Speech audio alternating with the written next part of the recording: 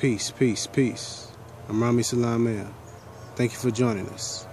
We're coming to you live and direct from the Lafayette territory of Bay Area, northwest of Maxim, known today in these times as North America. I'm going to be reading the Apocrypha, an American translation by Edgar J. Goodspeed.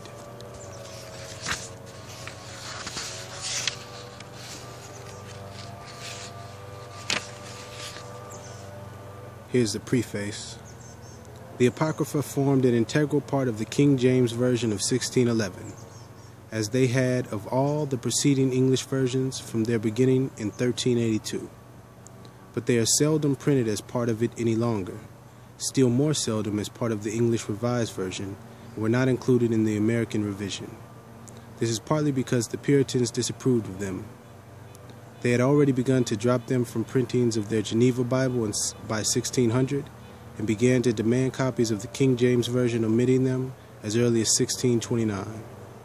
And it is partly because we moderns discredit them because they did not form part of the Hebrew Bible, and most of them have never been found in any Hebrew forms at all. But they were part of the Bible of the early church, for it used the Greek version of the Jewish Bible, which we call the Septuagint, very important, and these books were all in that version. They passed from it into Latin, and the Great Latin Bible edited by St. Jerome about AD 400, the Vulgate, which became the authorized Bible of Western Europe and England and remained so for 1,000 years.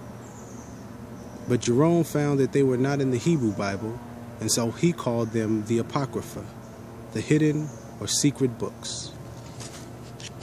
Now I'm going to be reading from the Wisdom of Solomon.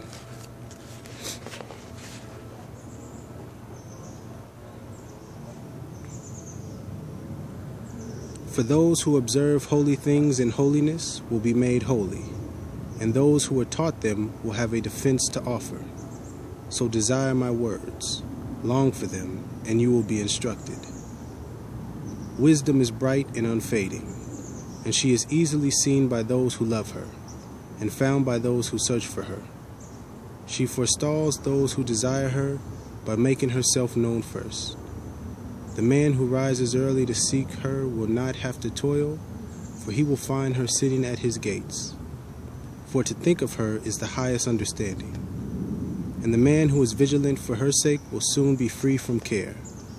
For she goes about in search of those who are worthy of her, and she graciously appears to them in their paths, and meets them in every thought.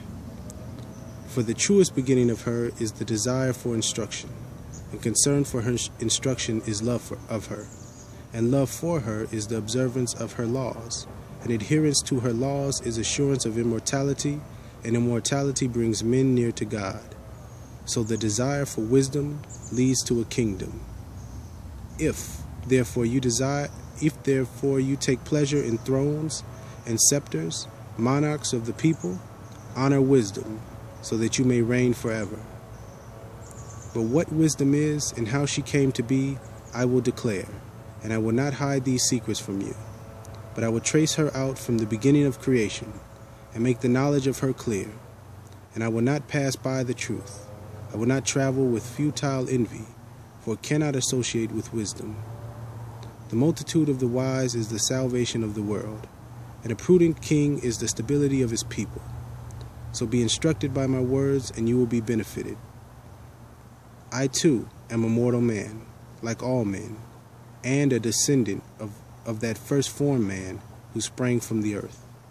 And I was shaped in the flesh in my mother's womb, solidified in blood in 10 months, from man's seed and the pleasure of marriage. And when I was born, I breathed in the common air, and fell on the kindred earth, giving the same first cry as all the rest. I was carefully wrapped and nursed, for no king has any other beginning of existence. But all men have one entrance upon life, and the same way of leaving it. Therefore I prayed, and understanding was given me. I called, and the spirit of wisdom came to me.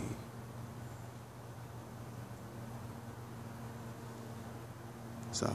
See a little squirrel over there. I called, and the spirit of wisdom came to me. I preferred her to scepters and thrones, and I thought wealth of no account compared with her. I did not think a priceless stone her equal, for all the gold in her presence is just a little sand, and silver is no better than mud before her. I loved her more than health and good looks, and I preferred her even to light, and her radiance is unceasing. But all blessings came to me along with her, and uncounted wealth is in her hands. And I rejoiced over them all, because wisdom ruled them. For I did not know that she was their mother. I learned honesty, I shared ungrudgingly, and I would not hide her wealth away. For it is an unfailing treasure for men, and those who get it make friends with God, being commended to him by the gifts that come from her discipline. May God grant me to speak properly, and to have thoughts worthy of what he has given. For it is he that guides wisdom, and directs the wise. For in his hand are we and our words. Yeah, we're still going. Excuse me.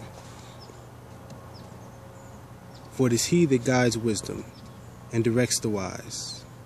For in his hand are we and our words, all understanding and knowledge of trades. For it is he that has given me unerring knowledge of what is, to know the constitution of the world and the working of the elements, the beginning and end and middle of periods of time, the alternations of solstices and the changes of the seasons, the cycles of the years and the positions of the stars, the natures of animals and the dispositions of wild beasts, the powers of spirits and the designs of men, the varieties of plants and the virtues of roots. All that was secret or manifest I learned, for wisdom, the fashioner of all things, taught me. For there is in her a spirit that is intelligent, holy, unique, manifold, subtle, mobile, clear, undefiled, distinct, beyond harm, loving the good, keen, unhindered, philanthropic, firm, sure, free from care, all-powerful, all-seeing, and interpenetrating all spirits that are intelligent, pure, and most subtle. For wisdom is more mobile than any motion, and she penetrates and permeates everything, because she is so pure. For she is the breath of the power of God, and pure emanation of his almighty glory. Therefore nothing defiled can enter her, for she is a reflection of the everlasting light, and a spotless mirror of the activity of God, and a likeness of his goodness.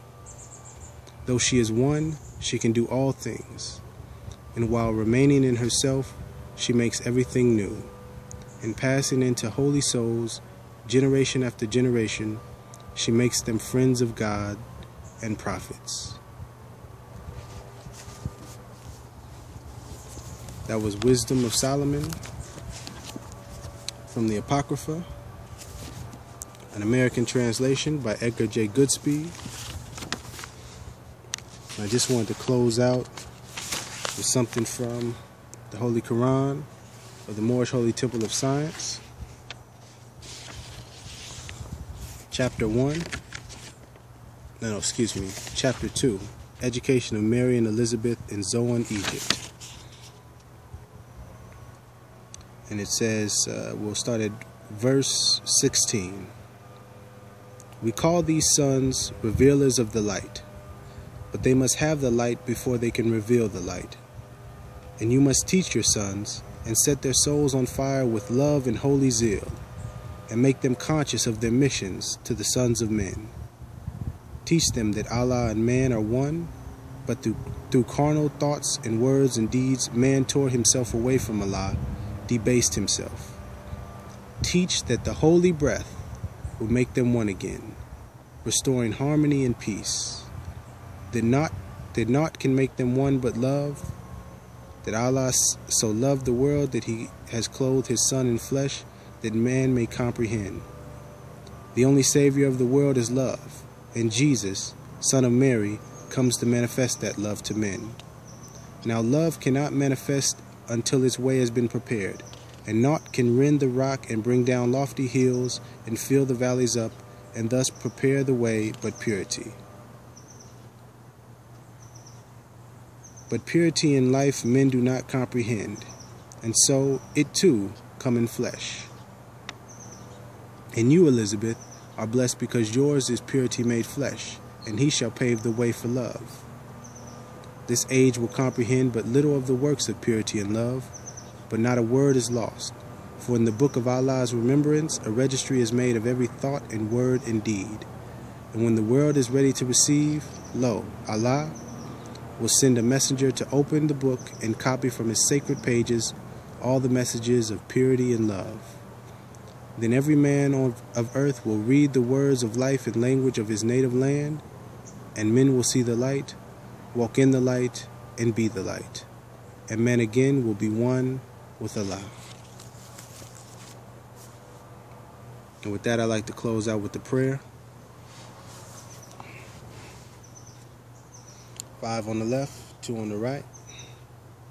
Allah, the Father of the universe, the Father of Amor, Shinjitsu, Shalom, Svoboda, and justice. Allah is our protector, our guide, and our salvation, by night and by day, through our holy prophet, Ju Ali. I love you all.